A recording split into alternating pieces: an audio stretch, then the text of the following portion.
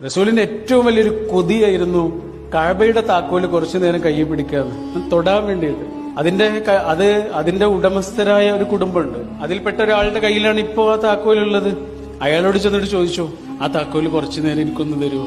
ഉസ്മാൻ, കുറച്ചു നേരം ഞാനൊന്ന് പിടിക്കട്ടെ. അത് ഇല്ല മുഹമ്മദ്, അതിനുള്ള യോഗ്യത നിനക്കില്ലടാ, തരൂല.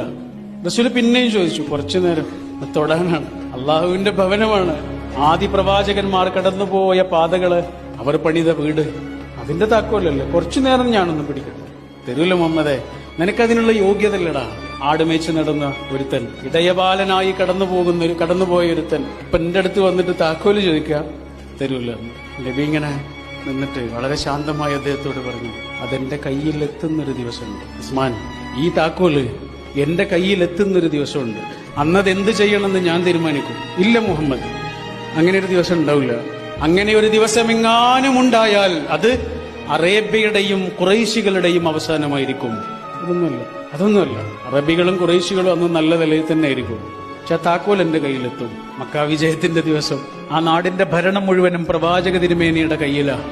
പറഞ്ഞ താക്കോലല്ലേ, ആ താക്കോൽ ആ കയ്യിലുണ്ട്. ആ താക്കോൽ ആർക്ക് കൊടുക്കുമെന്ന് എല്ലാവരും ആകാംക്ഷയോടുകൂടി ഇങ്ങനെ നോക്കി നിൽക്കുന്നുണ്ട്. എല്ലാവരും ആഗ്രഹിക്കുന്നുണ്ട്, എനിക്ക് തന്നെങ്കിൽ. അലി റളിയല്ലാഹു അൻഹു ഒക്കെ പരസ്യമായിട്ട് തന്നെ പറഞ്ഞു, പ്രവാചകരെ എനിക്ക് തരുമോ, അതെന്നെ ഏൽപ്പിക്കുമോ എന്ന് ചോദിച്ചു. ഇല്ല.